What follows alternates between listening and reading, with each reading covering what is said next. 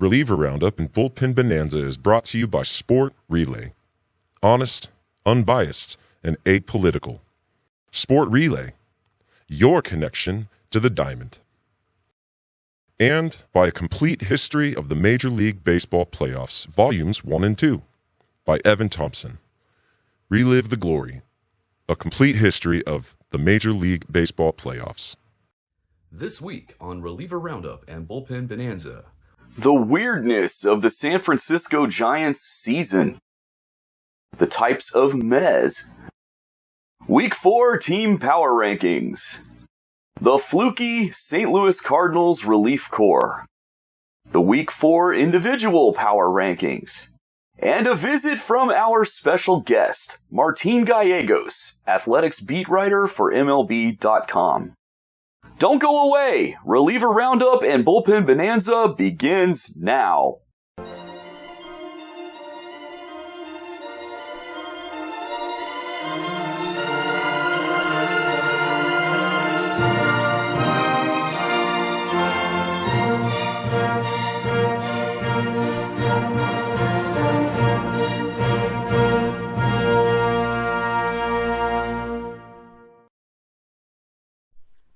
Welcome to Reliever Roundup and Bullpen Bonanza. I'm your host, Evan Thompson, Editor-in-Chief, National Writer, and Athletics Writer at Sport Relay.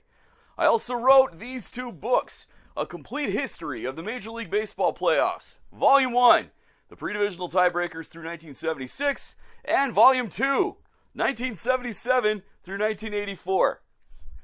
If you're interested in ordering a copy or two, there are links in the description box below this video. This season has had some surprises so far. It has had some expected outcomes.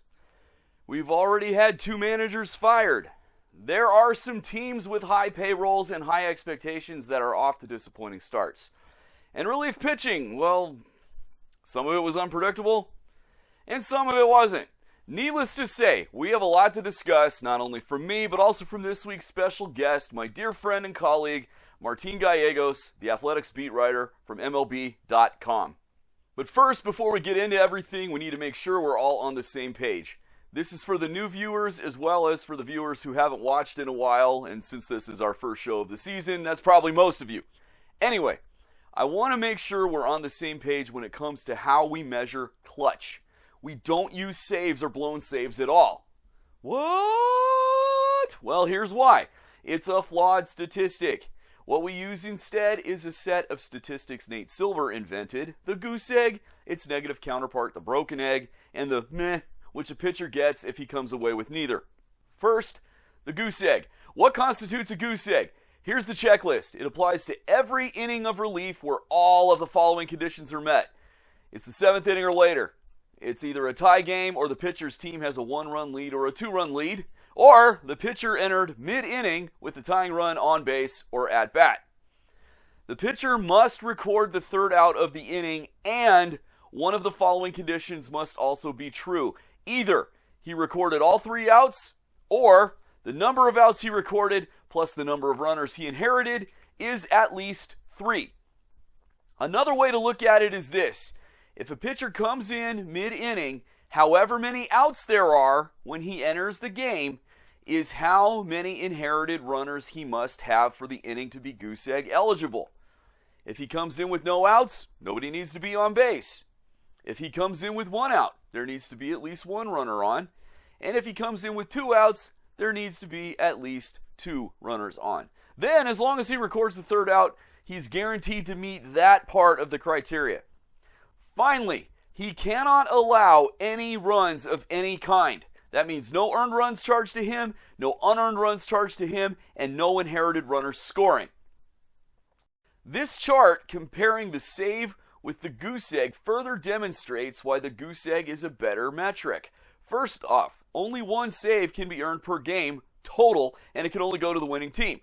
The goose egg, however, is awarded 1 per inning per team, and multiple relievers on either team can earn goose eggs in the same game. Who can earn a save? Only the finishing pitcher on the winning team. Who can earn a goose egg? Any reliever who pitches a qualifying inning. The inning requirement for a save is simply that you must enter late enough to avoid being credited with the win. But for the Goose Egg, it must be the 7th inning or later. The required game state upon entry for a save is that one of the following must apply. Either the team's lead is 3 runs or fewer and the pitcher pitches at least 1 inning, or the tying run is on base, at bat, or on deck when he enters, or he pitches 3 innings or more regardless of the score.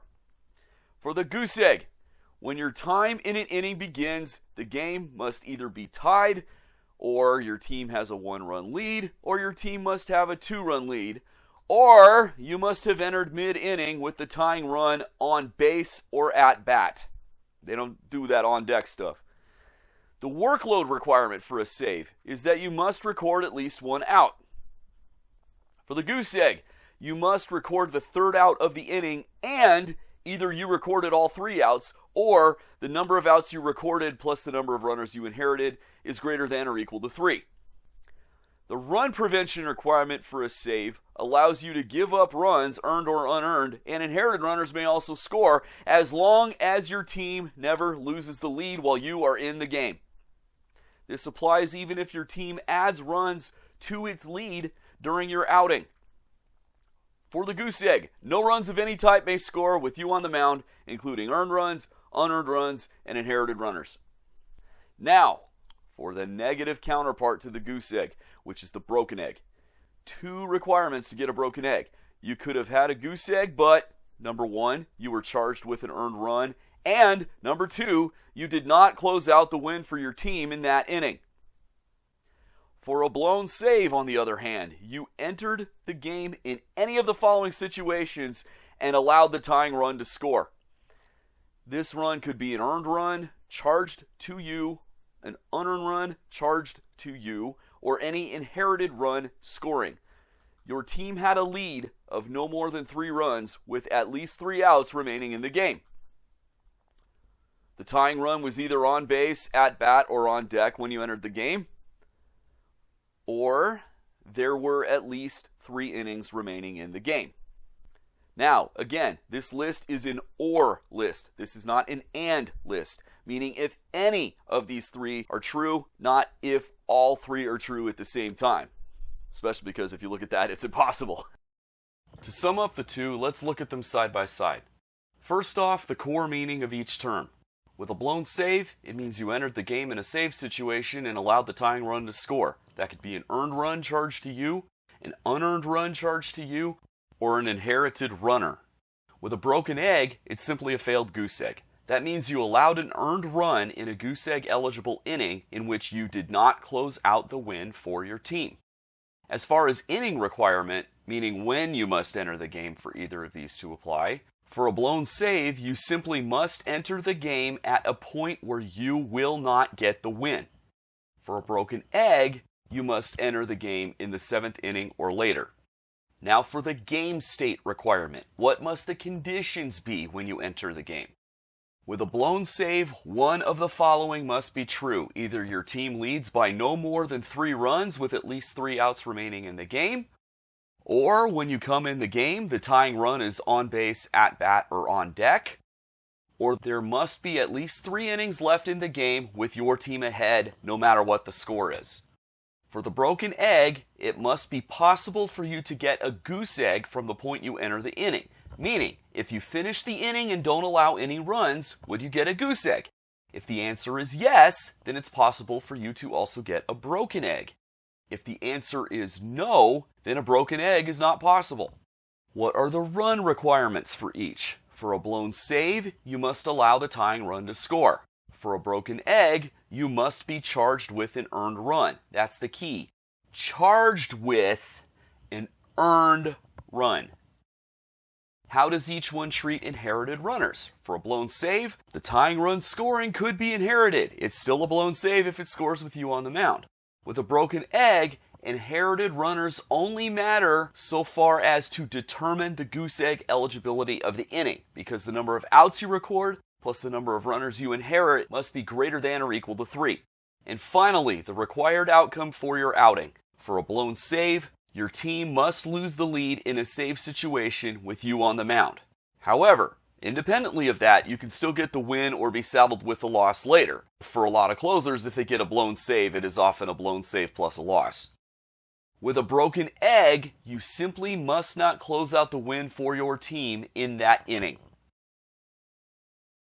An important note, a pitcher can get a blown save in a game where he never would have notched a save had he not allowed any runs, simply because his role on the team means someone will pitch after him. However, a pitcher can only get a broken egg if he would have notched a goose egg had he not allowed any earned runs and had he finished the inning. One more thing. Any outing in a goose egg scenario that does not result in a goose egg or a broken egg gets a meh, as in, meh. We'll talk about those in a little bit. Here is a flow chart I made to help people learn how to classify a relief appearance as goose egg, broken egg, meh, or nothing. Again, the goose egg concept was created by Nate Silver, so all credit goes to him for the statistics. However, the chart itself is copyrighted by me because I put in the work to make it, so don't steal it. You may, however, pause the show here and look at this to use for your own reference. Feel free, go right ahead. Just don't steal my stuff, please. I worked really hard on that. And now for the top story around relief pitching. The San Francisco Giants. The Giants have not had a very good season so far, but their relief corps has been weird.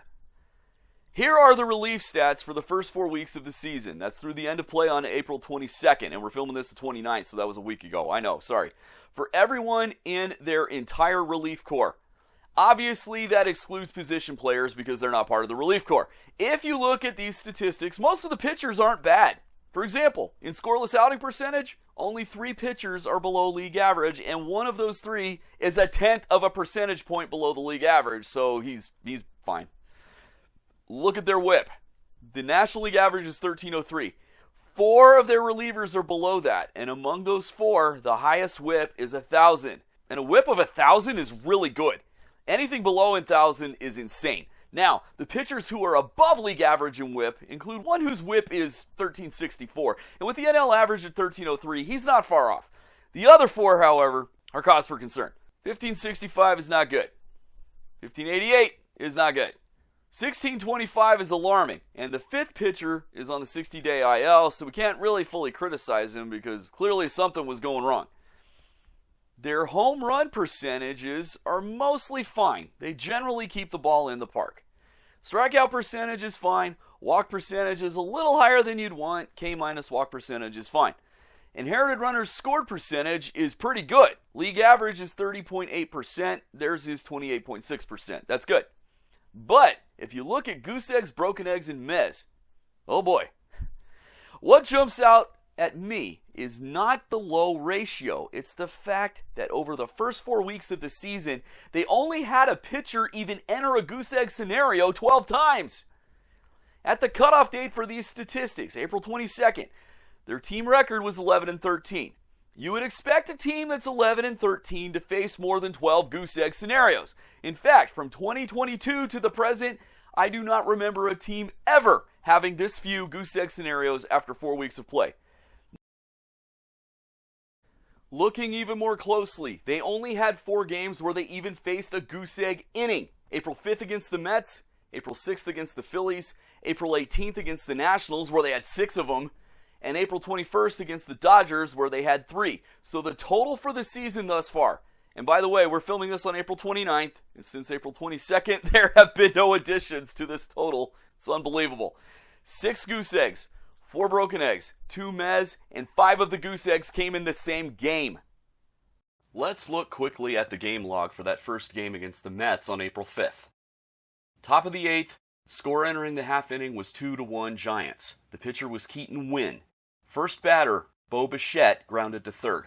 Next batter, Jorge Polanco, doubled to right. Tyrone Taylor came in to pinch run for Polanco. Luis Robert Jr. singled, and Taylor advanced to third. Exit Keaton Wynn, enter Eric Miller. This was a goose egg scenario for Miller because he had 2 runners on and there was 1 out. So if he were to finish the inning without giving up any runs, he would have had enough outs plus inherited runners to qualify. Luis Torrens, after Robert stole second, doubled to right and both runs scored. The Mets took the lead. Since both of those runs were charged to Keaton Winn, who entered the inning in a goose egg scenario, that was a broken egg for him. At this point, it was a meh for Eric Miller, but we keep going.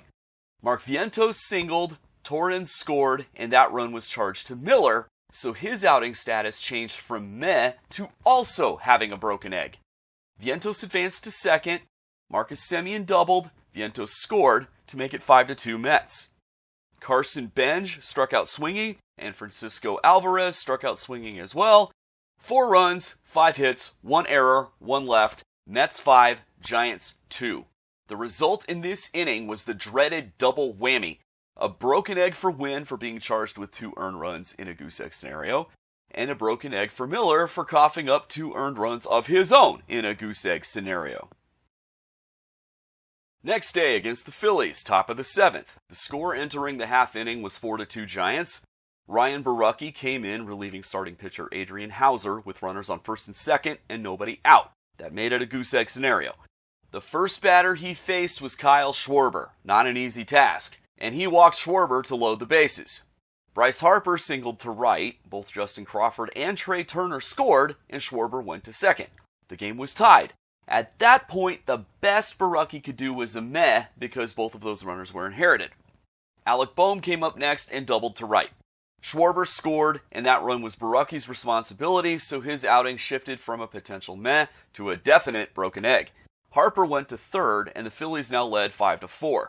Bryson Stott grounded out, and both runners held their bases. Caleb Killian came in, and here's the epilogue.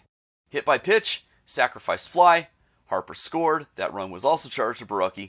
Walk to load the bases, strikeout looking.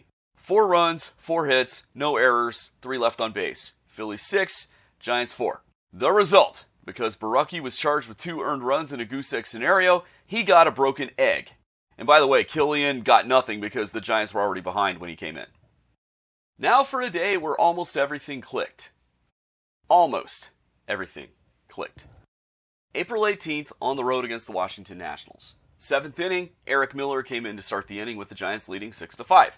He tossed a scoreless inning and earned the team's first goose egg of the season.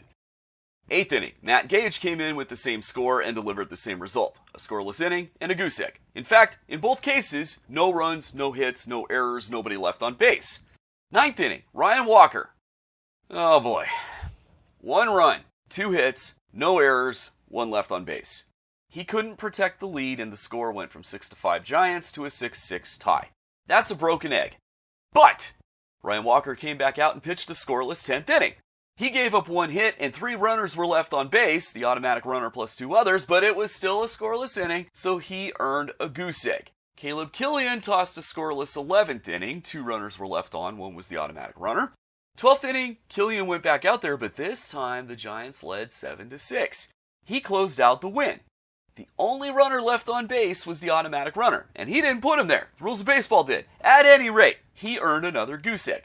Final tally for the game. Eric Miller, 1 goose egg. Matt Gage, 1 goose egg. Ryan Walker, 1 broken egg, then 1 goose egg. Caleb Killian, 2 goose eggs, which means, once again, 5 of their 6 goose eggs for the entire season came in this single game. The last game in this stretch was 3 days later on April 21st at home against the rival and 2-time defending World Series champion Los Angeles Dodgers. In the top of the 7th, the pitcher was Matt Gage and the Giants led 3-1. Miguel Rojas grounded to third, Alex Call grounded to second, and Alex Freeland walked. Eric Miller came in to replace Gage and faced Shohei Ohtani. Ohtani singled to short, moving Freeland to second. Kyle Tucker came up next and struck out swinging. No runs, 1 hit, no errors, 2 left on base. Moving on to the 8th inning, Eric Miller was still on the mound. Freddie Freeman grounded to third, Teoscar Hernandez walked, and Max Muncy grounded to second, which moved Hernandez to second with 2 outs. Keaton Winn came in to face Will Smith, and Smith struck out swinging. The Giants still led 3-1. No runs, no hits, no errors, and 1 left on base. In the top of the 9th, Ryan Walker came in to close it out with the Giants still ahead 3-1. Andy Pages struck out looking, Alex Call flied to left, and Alex Freeland struck out swinging. It was a 1-2-3 inning. Game over. Giants win. Now, for the clutch stat accounting. In the 7th inning, Matt Gage started the inning in a goose egg scenario but did not get the third out. However, he wasn't charged with any runs, so he got a meh. Eric Miller entered with 2 outs and a runner on first, and it was impossible for him to earn a goose egg because he could only record 1 out and there was only 1 inherited runner. You need enough outs plus inherited runners to reach 3, and he couldn't get there, so he got nothing. In the 8th inning, same thing happened. Miller started the inning in a goose egg scenario, didn't finish the inning, but didn't allow any runs, so he got a meh. Keaton Winn entered with 2 outs and only 1 inherited runner, which again made it impossible for him to earn a goose egg, so he also got nothing. But in the 9th inning, Ryan Walker started the inning in a goose egg scenario, pitched a 1-2-3 inning, and earned a goose egg.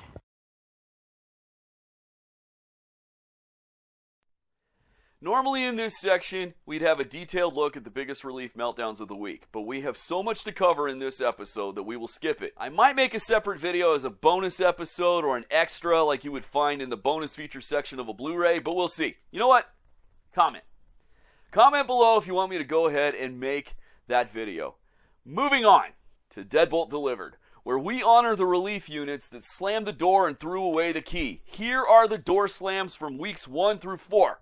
Real quick for those who are new to this segment or have forgotten since last season. To get a Doorslam, a team must close out the game with at least 3 consecutive goose eggs. This string must be completely uninterrupted. There cannot be any broken eggs in there. There cannot be any mez in there. And there can't be a situation where the score differential is such that the pitcher doesn't get any of the 3. It must be goose egg, goose egg, goose egg, bang, bang, bang, at least 3 in a row. Why is this important? If a team gets a Doorslam, they completely shut the opponent down en route to a narrow victory.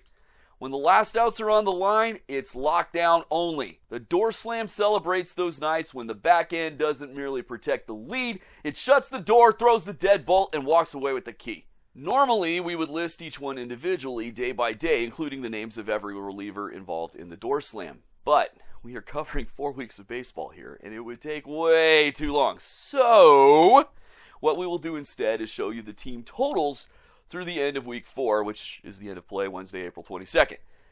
Here is the list. At this point in the season, the Milwaukee Brewers had played 23 games, but the rest of the league had played between 24 and 26 games. As you can see from the numbers here, Doorslams are not easy to get and are not common. They aren't uncommon. We typically get at least 1 per day, but they aren't common either. The league leader in all of Major League Baseball at the end of play on Wednesday, April 22nd, was the Cincinnati Reds with 5. Second place was a 3-way tie between the Atlanta Braves, Colorado Rockies, and St. Louis Cardinals, each with 3. 4 teams had 2 apiece: the Arizona Diamondbacks, Chicago White Sox, Detroit Tigers, and Pittsburgh Pirates. The remaining 11 teams on this list each had 1. The Athletics, the Baltimore Orioles, Chicago Cubs, Cleveland Guardians, Kansas City Royals, Los Angeles Dodgers, Minnesota Twins, New York Mets, Philadelphia Phillies, Seattle Mariners, and the Texas Rangers. 11 teams did not get a single Doorslam through all of the first 4 weeks of play.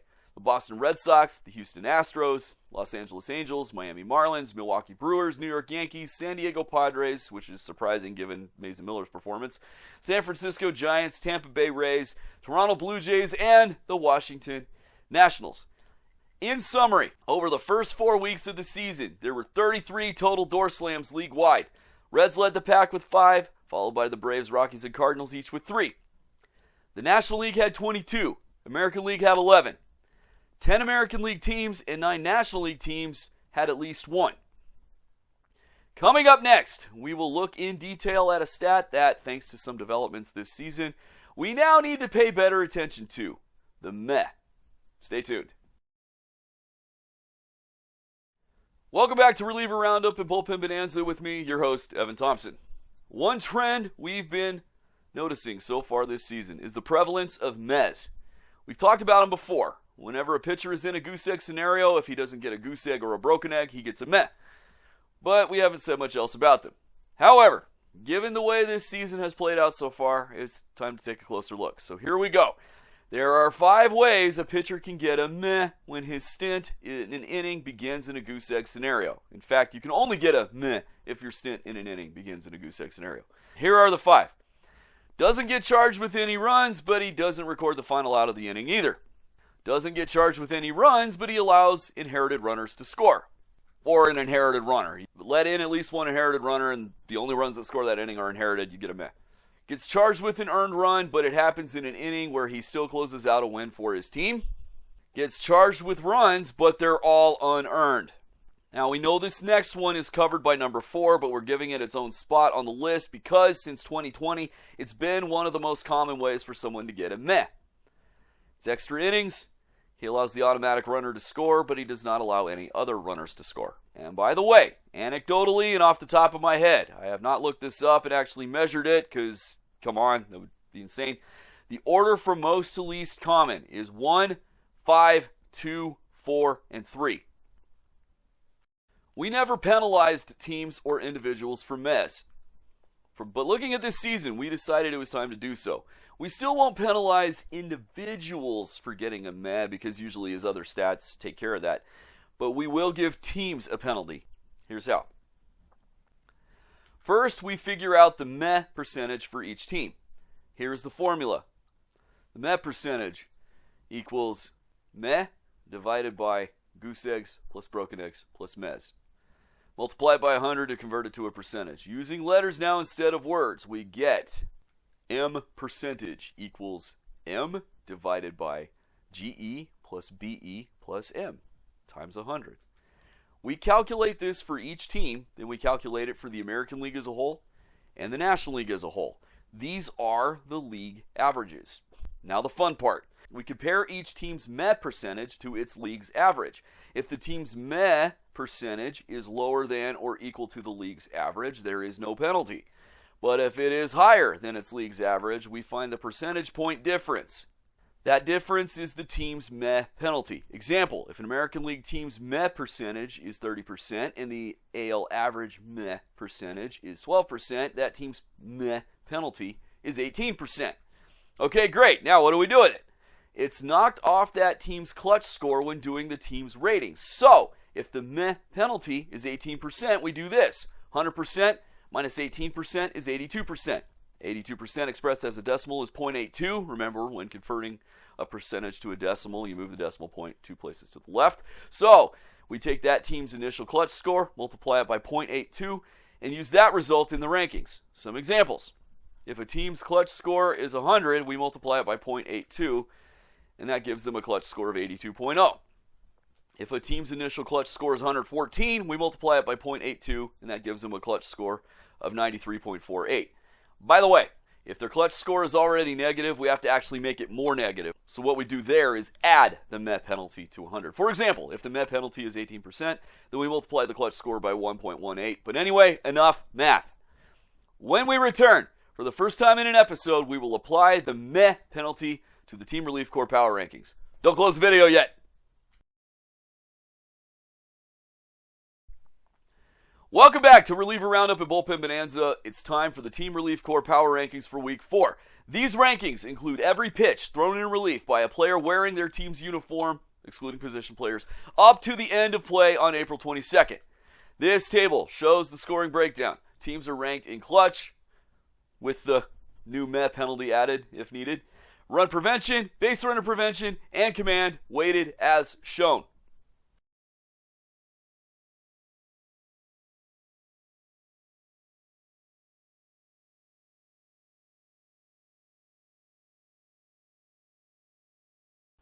The final score determines the ranking. 0 means right at league average. Positive is better than league average. Negative is below average. A score of 100 means the team is 100% better than league average. A score of 50 is 50% better, and so on. Each whole number equals 1 percentage point. First, the rankings from each of the first 3 weeks. Here is week 1.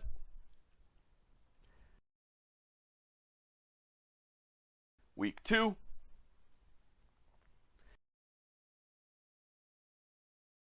And week 3.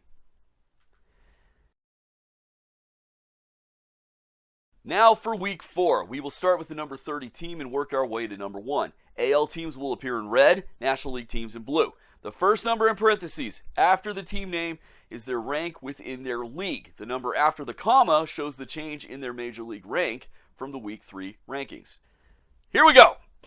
Our first group is Pray for a Blowout Win, falling one spot to 30 with negative 20.8, the Milwaukee Brewers. Climbing one spot to 29 with negative 19.8, the San Francisco Giants. Holding steady at 28 with negative 17.9, the Washington Nationals. Next is Stock Up on Tums, tumbling 5 spots to 27 with negative 10.7, the Philadelphia Phillies. Slipping 1 spot to 26 with negative 10.5, the Chicago White Sox. In lots of work to do, rising 1 spot to 25th with negative 5.4, the New York Yankees. Remaining unchanged at 24 with negative 3.0, the Houston Astros.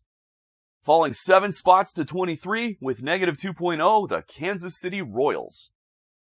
Below average features 2 clubs, dropping 1 spot to 22 with 3.7, the Minnesota Twins.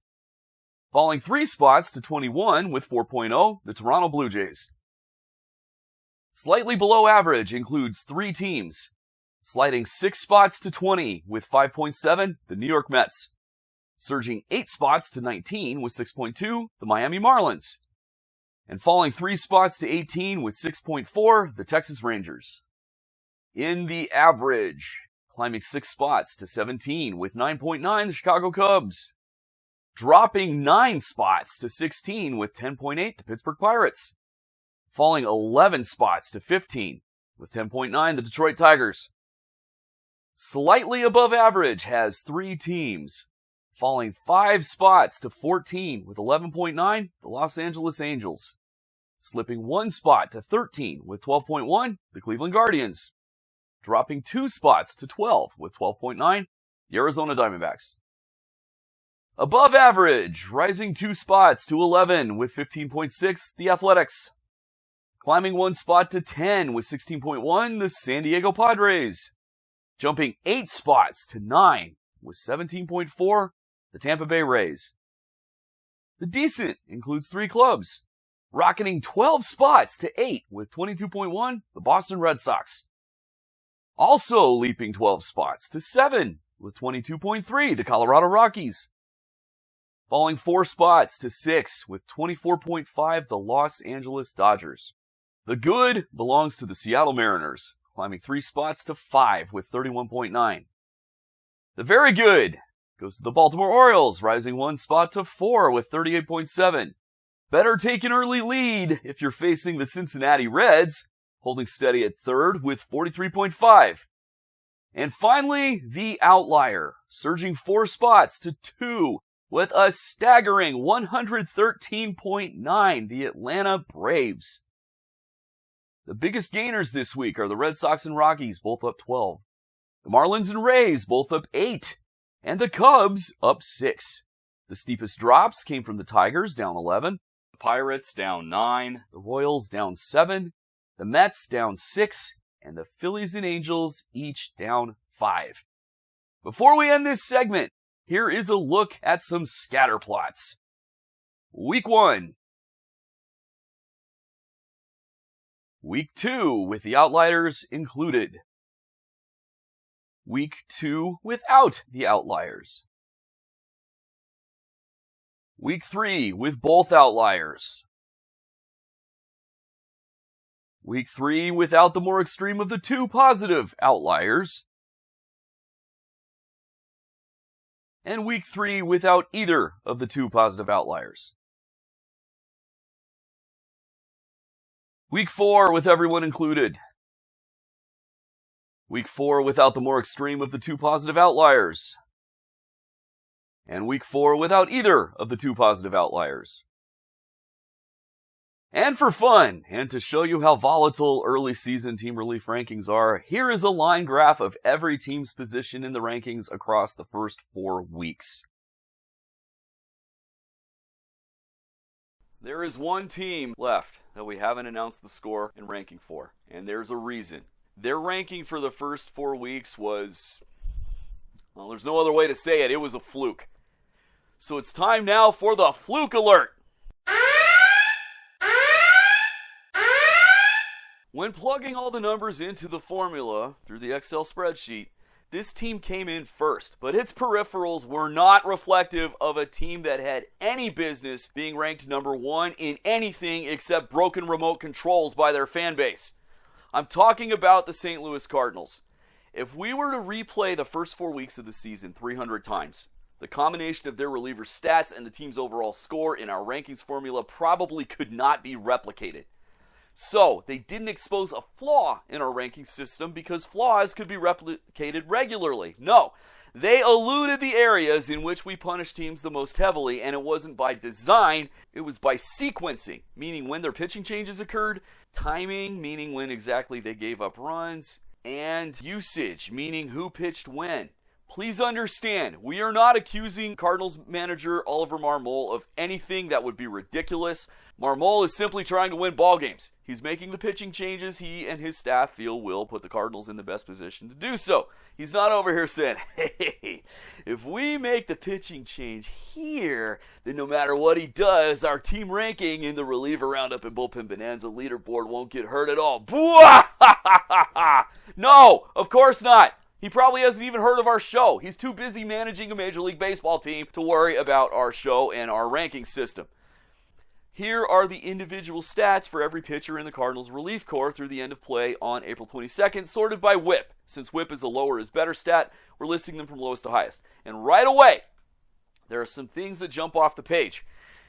The National League average whip is 1303. The Cardinals relief corps whip is 1489. That is not good. Now, looking at the individuals, 5 relievers have legitimately excellent whips. Anything below 1100 is outstanding, and if you're hovering around 1000 over a full season, several years in a row, you're talking about a career that might get some Hall of Fame votes. 2 Cardinals relievers were below 1000 through the first 4 weeks, which is almost unheard of. Riley O'Brien posted a whip of 450. That's a video game number. It's patently absurd. Gordon Graceffo came in at 943. Also absurd, though not patently absurd. But once you move past those top 5, the picture changes fast. You start seeing 1378, 2231, 3545, 4000. Those numbers will make a manager sprint out of the dugout screaming in horror, because that means you're putting a lot of guys on base. Another number to look at is scoreless outing percentage. The NL average through the first 4 weeks was 72.8%. Cardinals were at 69.7%. That's a red flag right there.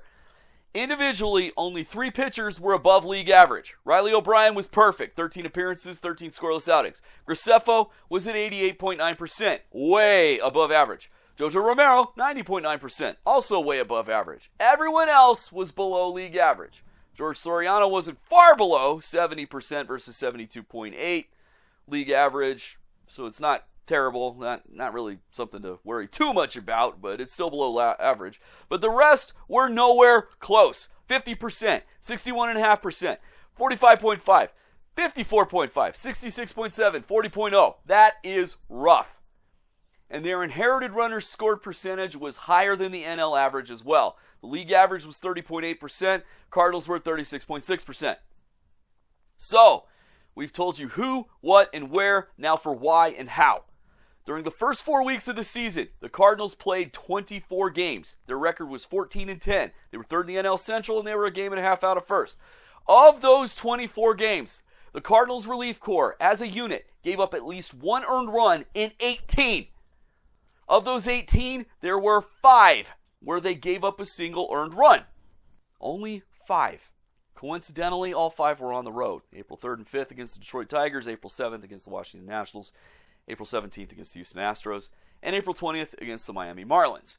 That means that the relief corps as a whole gave up multiple earned runs in 13 of their team's first 24 games. Those 13 games were March 26th, 28th, and 29th at home against the Tampa Bay Rays, April 4th on the road against the Tigers, April 6th on the road against the Nationals, April 11th and 12th at home against the Boston Red Sox, April 13th, 14th, and 15th at home against the Cleveland Guardians, April 18th and 19th on the road against the Astros, and April 21st on the road against the Marlins.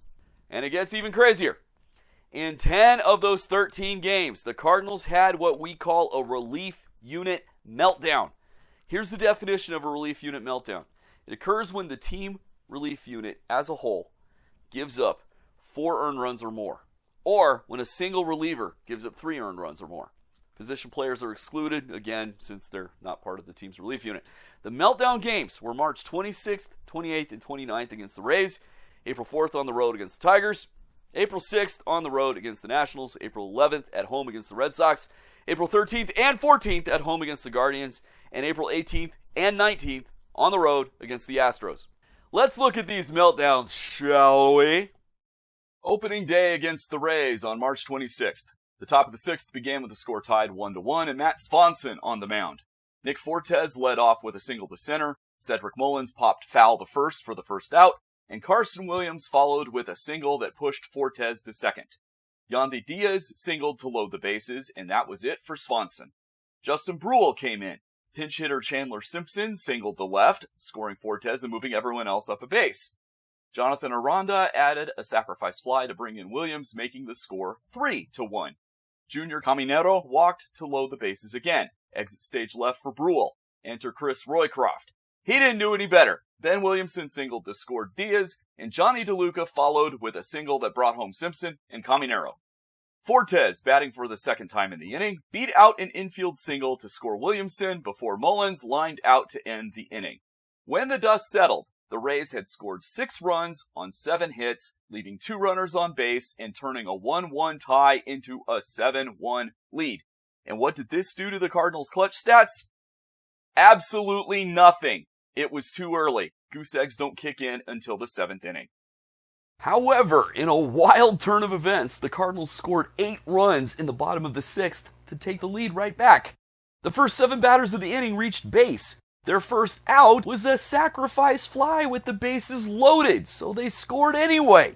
And it took 3 Rays pitchers to even get through the frame. But we're not focusing on that. I'm only giving you the interlude so you understand how the Cardinals ended up with a 9-7 lead heading into the late innings. Here are the 7th through 9th with the goose egg now in effect. In the top of the 7th, Jojo Romero started the inning. Williams grounded out. Diaz singled, Simpson reached on a force play, and Aranda singled to right to put runners on the corners with 2 outs. Romero was in trouble, so in came Riley O'Brien, who froze Junior Caminero with a strikeout looking to end the inning. In the top of the 8th, O'Brien stayed on. Palacios grounded out, Fraley singled, Fiducia went down looking, and Mullins popped foul to first. 4 batters, scoreless inning. Top of the 9th, Ryan Stanek took over. Williams popped foul to first, Diaz walked, Simpson lined to left, and Aranda and Caminero both walked to load the bases. Richie Palacios stepped in and struck out swinging to end the game. Now, the clutch stats. In the 7th, Jojo Romero started the inning in a goose egg situation, but did not record the 3rd out, so he got a meh because he didn't allow a run. O'Brien entered with 2 outs and enough inherited runners for it to qualify as a goose egg situation, so he got a goose egg. In the 8th, protecting a 2-run lead, O'Brien delivered a scoreless inning, another goose egg. In the 9th, same 2-run lead. Stanek put up a scoreless inning and earned a goose egg as well, even if it still induced ulcers. So in this game, the Cardinals actually looked sharp once the goose egg came into play. Let's give credit where credit is due. They posted a goose egg in the 7th, another in the 8th, and 1 more in the 9th. The disaster was the 6th inning, 1 inning prior to the goose egg becoming active. They still took hits in the other categories, run prevention, base runner prevention, and command, all took a beating. But the category with the most weight, 50% of the score, remember, is clutch, and the 6th inning doesn't touch the clutch column at all. So the Cardinals gained the benefit of their late inning success and avoided any clutch penalties for the inning where everything fell apart. Therefore, as far as their overall score goes, this was a meltdown with light consequences. Second game of the series, March 28th against the Rays. Both teams coming off the off day on the 27th. Top of the 9th, Cardinals up 4-0. Matt Swanson on the mound. Jonathan Aranda led off with a single to center. Jake Fraley popped to third for the first out. And Junior Caminero walked to push Aranda to second. Cedric Mullins popped foul to third, and the Cardinals were 1 out away from ending it. Chandler Simpson stepped in and hit a bouncing ball over the mound. The second baseman tried the glove flip. The glove went flying, the ball went wide of first and rolled toward right field. Aranda scored. It was 4-1, runners on the corners, 2 outs, and a reminder to any youngsters who might be watching, do not attempt that play. Ryan Stanek replaced Swanson. Williams batted. Simpson moved to second on defensive indifference. Williams ultimately singled to left to score both runners, now it was 4-3. Nick Fortes followed with a single to right, and here's the key. The pitch came on a full count with 2 outs, which meant the runners ran on the pitch. Williams was already in motion and was already rounding second base when the ball found the gap in right center. Williams will go to third. They're going to send him to the plate. The relay throw home was high, and Williams slid home ahead of the tag. That means he scored from first on a single. Fortes took second on the throw. Williamson grounded out to retire the side, but the damage was done. The Cardinals had blown a 4-run lead. Now the clutch stats. Swanson got nothing since the lead was too large for it to be a goose egg scenario. Stanek got a broken egg because he allowed an earned run in a goose egg situation. When he entered, Williams was the tying run. There were 2 outs and 2 on, and Williams scored. In the first 4 weeks of the season, this was the Cardinals' only broken egg. Epilogue. In the 10th, Stanek got a meh because the automatic runner scored, and the Cardinals walked it off in the bottom half. Third game where they suffered a relief unit meltdown. Hey, it's against the Rays again. They had won in all 3 games of the series. Top of the 8th, Matt Puchard on the mound. Rays ahead 6-4. Ben Williamson singled to right. Carson Williams walked, and a wild pitch moved both runners into scoring position. Nick Fortes, that's a name we've said a lot, became the first out on a fly to short. Yandy Diaz singled to right to score Williamson and move Williams to third, making it 7-4. Jonathan Aranda followed with a single to center to bring in Williams and send Diaz to third. Now it's 8-4. Cedric Mullins lifted a sacrifice fly to center to score Diaz for the second out, and Caminero struck out to end the inning. 3 runs, 3 hits, no errors, 1 left on.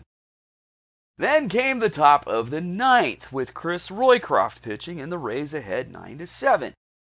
Chandler Simpson led off with an infield single. Mason Wynn made a diving stop but couldn't finish the play. Johnny LaDuca grounded into a force play at second but was safe at first. Williamson singled to right to move DeLuca to third.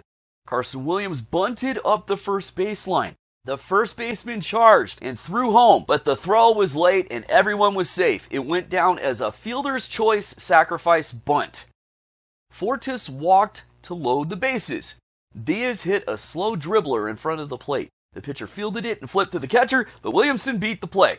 Aranda flied to short for the second out, and Mullins grounded to second to end the inning. 2 runs on 3 hits, no errors, bases left loaded. It was a rough pair of innings for the Cardinals relief corps, but none of it appeared in the clutch stats because the Cardinals were already behind in both frames. Think we're done? Ha! Not even close. April 4th at Detroit against the Tigers. 5th, 7th, and 8th innings. Here we go. Bottom of the 5th with Justin Brule on the mound. The Tigers led 7-6. Torres struck out swinging for the first out. Carpenter lined to second for the second out.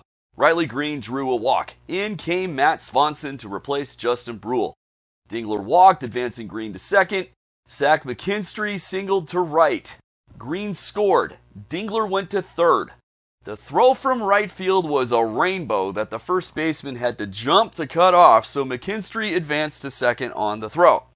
The inning ended when Spencer Torkelson flied to left. 1 run, 1 hit, no errors, 2 men left on base. Moving on to the bottom of the 7th with Matt Swanson on the mound and the score still 8-6 in favor of the Tigers. Torres led off with a home run to make it 9-6. Carpenter flied to center for the first out. Green grounded to second for the second out, and Dingler struck out looking to retire the side. 1 run, 1 hit, no errors on left. Bottom of the 8th with Chris Roycroft now on the mound, and the Tigers still ahead 9-6. McKinstry grounded to first unassisted for the first out. Torkelson singled to right. Meadows struck out looking for the second out. Vierling cracked a 2-run home run to make the score 11-6. Kevin McGonigal walked, as did Gleyber Torres. Kerry Carpenter struck out swinging to end the inning. 2 runs, 2 hits, no errors, 2 left on base for the Tigers. Now, for the clutch stats. In this meltdown, there was nothing in any inning. In each case, the Cardinals were already behind, so that removed all goose egg possibilities right away. And even if they had been ahead, the 5th inning would have been too early in the game. April 6th, on the road against the Nationals, bottom of the 8th inning. The score entering the half inning was 6-3 in favor of the Cardinals, and the pitcher was Ryan Stanek. First batter, Jose Tena, flied to right for the first out. Drew Millis singled to left. Yorbit Vivas singled to center, advancing Millis to second. Joey Weimer pinch ran for Vivas. James Wood hit a 3-run home run to tie the game. Matt Swanson came in to replace Stanek. Curtis Mead doubled to left. Brady House hit a 2-run home run to give the Nationals an 8-6 lead. Dalen Lyle struck out swinging for the second out. C.J. Abrams hit a solo home run to make it 9-6 in favor of the Nationals. Nasim Nunez lined to center to retire the side. 6 runs on 6 hits with no errors and nobody left on base for the Nationals. Now for the clutch stats. Stanek received nothing because the lead was too big for it to be a goose egg situation. Swanson received nothing. He entered the game with 1 out and the bases empty, so it was not possible for the number of outs he got plus the number of runners he inherited to be greater than or equal to 3. This made it so it was not a goose egg situation, so he could not get a broken egg either. Therefore, both of their outings had the same effect as a broken egg, but neither went down as one. Next game. April 11th at home against the Red Sox, top of the 9th inning. The score entering the half inning was 2-1 in favor of the Red Sox, and Matt Swanson came in to make sure the Red Sox lead didn't get any bigger. It didn't work. Trevor Story led off with a walk. Marcelo Meyer flied to left for the first out. Carlos Narvaez singled to left, which advanced Story from first to third. Ceddanne Rafaela singled to center, scoring Story and advancing Narvaez to second. That made the score 3-1 in favor of the Red Sox. Roman Anthony singled to center to load the bases. Caleb Durbin singled to left, scoring both Narvaez and Rafaela as Anthony advanced to second. Now the score was 5-1 Red Sox. Jarren Duran singled to center, scoring Anthony and advancing Durbin to second, which made the score 6-1 in favor of the Red Sox. Wilson Contreras singled to left, scoring Caleb Durbin and advancing Jarren Duran to second. The score was now 7-1 in favor of the Red Sox. Jared Schuster came into the game in relief of Matt Swanson. Talk about pouring water on a fire after it had already burned down to ash. Wilyer Abreu hit a grounder to the first baseman. The Cardinals went for a 3-6-3 double play, but Abreu beat the relay throw. That was the second out. Story came up for the second time in the inning and flied to right to end the frame. 5 runs on 6 hits with no errors and 2 runners left on base. The clutch stat result was nothing for either pitcher because the Cardinals were already behind. Our next disaster, April 13th at home against the Guardians. Top of the 6th with Justin Bruihl on the mound. The Guardians were ahead 4-1. Daniel Schneemann struck out looking. Juan Brito popped foul to the first baseman behind home. That gave the Cardinals 2 quick outs. Up came Austin Hedges, who walked. Brian Rocchio made the score 6-1 when he hit a 2-run homer. Stephen Kwan popped foul to the third baseman to retire the side. 2 runs for the Guardians on 1 hit with no errors and nobody left on base. Top of the 8th, the pitcher was Gordon Graceffo. The Guardians led 6-2. David Fry walked and Schneemann struck out swinging. In came Ryan Fernandez to pitch. Brito singled to center, advancing Fry to second. Hedges flied to right for the second out. Rocchio singled, and the pitcher threw the ball away, allowing Fry to score. Brito to advance to third, and Rocchio to advance to second. That made the score 7-2 in favor of the Guardians. Kwan came up next and singled both runners home to make the score 9-2. Angel Martinez ended the inning with an unassisted ground out to the first baseman. 3 runs for the Guardians on 3 hits with 1 error and 1 left on base. As far as clutch stats went for this game, once again, there were none in either inning because the Cardinals were already behind. Here is an especially frustrating one. April 14th, the anniversary of the day President Lincoln was shot and the Titanic hit the iceberg. The Cardinals were playing the Guardians once again, and it was the top of the 8th inning. The score entering the half inning was a 2-2 tie. The pitcher was Jojo Romero.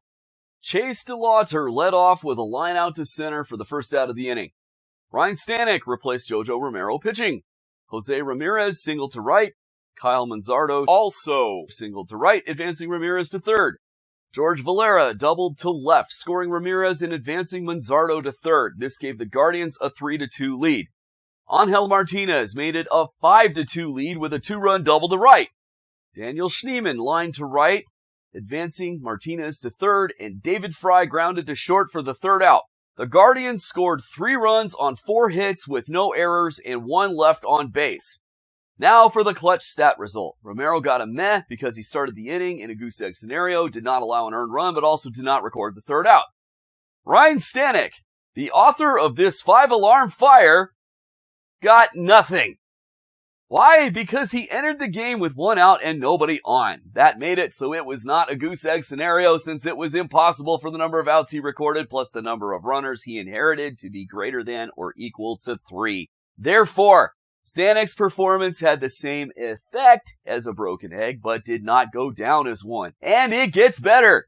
Check out the epilogue. The Cardinals hit a 2-run home run in the 8th and scored 1 unearned run in the 9th to tie the game. Riley O'Brien notched a goose egg in the top of the 10th. The Cardinals won on a walk-off sacrifice fly in the bottom of the 10th. So once again, the Cardinals were rewarded in the clutch stats for their scoreless inning, but avoided punishment for the inning where they allowed runs. That game aged me a decade. I wish this were the last one, but it's not. April 18th against the Astros in Houston, the 8th and 9th innings. Now the 8th inning wasn't a huge deal, but we're including it here anyway, so the story is complete. It was the bottom of the 8th inning, and the pitcher was Matt Swanson. Leadoff batter Jose Altuve drew a walk.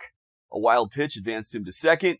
Yordan Alvarez also walked. So did Carlos Correa to load the bases. Now Christian Walker was batting with the bases loaded and nobody out. He grounded into a double play, which scored Altuve and advanced Alvarez to third. By the way, if you ground into a double play and a run scores, it's not an RBI. That's been part of the baseball rules since the RBI was invented. The reason is you created more outs than runs on that play, and the rules will not reward that. Anyway, back to the game. Isaac Paredes struck out looking for the third out of the inning. 1 run, no hits, no errors, 1 runner left on base. Bottom of the 9th, the pitcher was George Soriano. He struck out Taylor Trammell for the first out of the inning. Cam Smith walked, as did Christian Vasquez.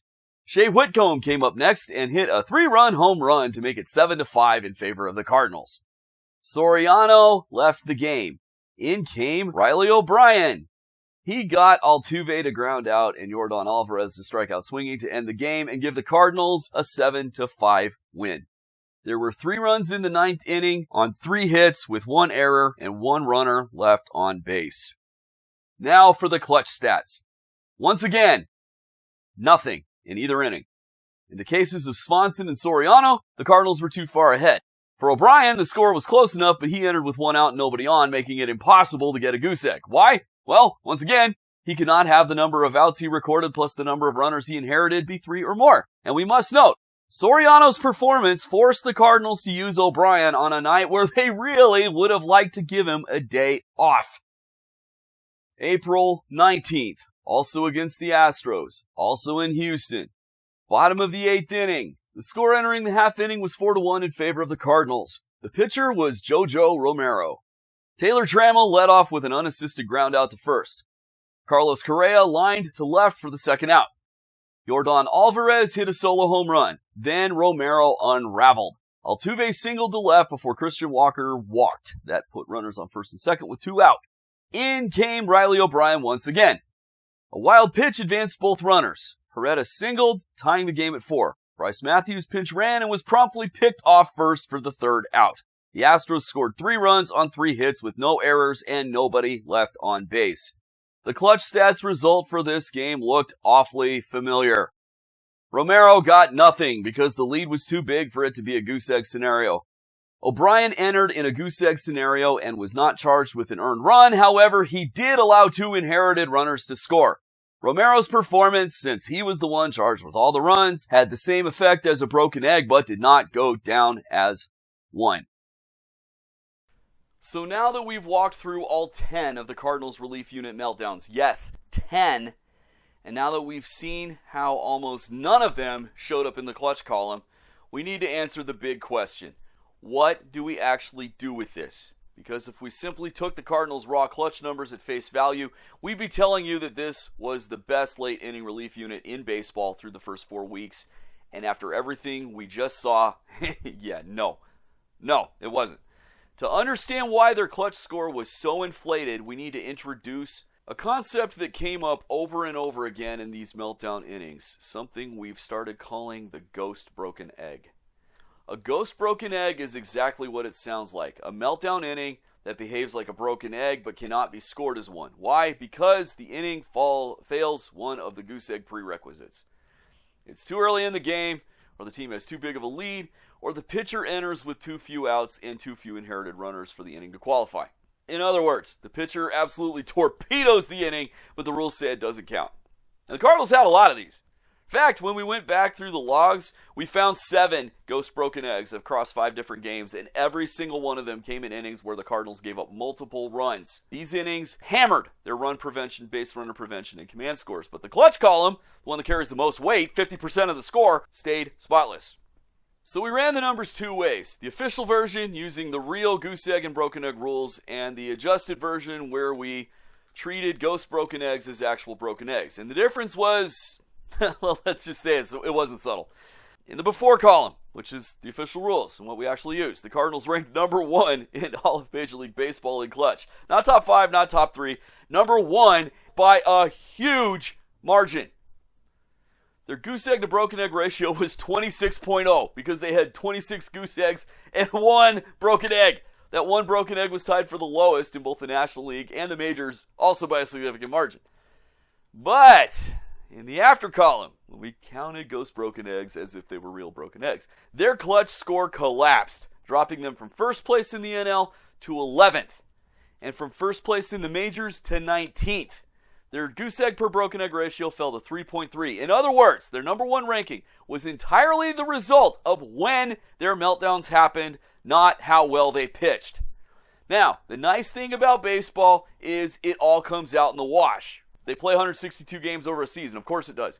We're filming this on Wednesday, April 29th, and last weekend the Mariners did get to the Cardinals relief unit during goose egg scenarios. At the end of play on Tuesday the 28th, they had fallen to 4th in the National League and 7th in the majors, and that's without counting the ghost broken eggs. If we did count the ghost broken eggs, they would have been 12th in the National League and 22nd in the majors. Now, to be fair, the Cardinals did have 3 relievers who were legitimately excellent over the first 4 weeks. Riley O'Brien, perfect scoreless outing percentage, a microscopic whip, multiple goose eggs, a dominant strikeout percentage, no home runs allowed during the first 4 weeks of the season, 10 goose eggs versus no broken eggs, plus he did not even have a ghost broken egg. So, legitimately excellent Riley O'Brien, he was a stud. Jojo Romero, outstanding scoreless outing percentage, a 1083 whip despite a 4.2 K- walk percentage, only 1 home run allowed across 48 batters. 7 goose eggs versus 0 broken eggs, and we must add he only had 1 ghost broken egg. He also had a perfect inherited runners record. He inherited 7 runners and none of them scored. Gordon Graceffo, look at that whip, 943. That in and of itself was insane. And if it weren't for Riley O'Brien's whip being from another galaxy, this would have been the story of the relief unit. Graceffo allowed no home runs across 44 batters through the first 4 weeks of the season. He allowed only 1 earned run in 11 2/3 innings pitched. The fact that his strikeout percentage and walk percentage were exactly the same did not hurt him. In 9 games, 8 of them were scoreless. Of the 7 runners he inherited, 1 scored. That's 14.3, less than half of the typical league average, which is normally in the low 30s. These 3 weren't merely good. They were so good that they single-handedly kept the Cardinals' relief corps from falling into the bottom tier of the league. But here's the problem. The other 7 relievers were so volatile and so prone to multi-run innings that the unit's overall performance was nowhere near what the clutch score suggested. When you remove the 3 elite performers and look only at the rest of them, the Cardinals' relief unit ranked below average in whip, below average in scoreless outing percentage, below average in inherited runners scoring, below average in run prevention, and below average in command. And when you factor in the ghost broken eggs, their clutch score finally reflects that reality. So here's the bottom line, the conclusion of this long, exhausting, meltdown-filled scene. The Cardinals' relief corps was not a top-tier unit. It was a statistical mirage created by timing, sequencing, and usage. They didn't exploit a loophole. They didn't game the system. They didn't do anything wrong. They simply gave up runs in situations that don't count toward clutch, avoided giving runs in situations that do count toward clutch, and had 3 relievers who were so dominant they masked the chaos happening everywhere else. If you replayed the first 4 weeks of the season, once again, 300 times, this combination of events probably would not happen again. It was a fluke, a real, honest-to-goodness fluke. And that's why we needed to show you all of this, because the numbers alone would have told you the Cardinals had the best relief unit in baseball, and you would have laughed and turned off the show and never watched this again. The game logs told a very different story, and now so does the adjusted score. We will be back with our special guest, Martin Gallegos. Don't go away.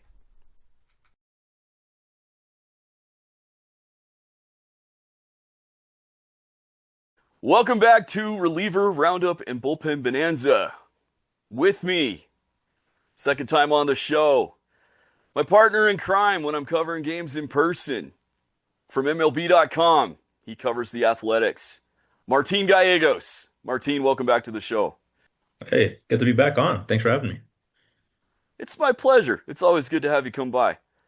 A's are in first place right now. It's been an interesting first month of the season. They didn't start off well, but they played 2 really tough teams, and then since then they've been toward the top of the American League. What has your impression of the team been, or of the league as a whole, the American League? What has your impression been so far this season? Yeah, I think definitely not really one team standing out is kind of the thing for me is, a lot of teams bunched up record wise. I mean, look at the AL West specifically, and that division is really bunched up right now. I mean, we're seeing the Angels kind of playing better baseball than I think any of us expected so far. So I think it's just still kind of waiting to see which teams can kind of separate from the pack. There's a lot of teams that have potential to be good, but we kind of see the flaws in all of them kind of leading to, I think, what we're seeing right now in the standings. So, I think there's some teams that look good, but still, I think these next 5 months or whatever it is, I can guess there's going to be what we see right now with the standings. We're going to see a lot of movement from now until September.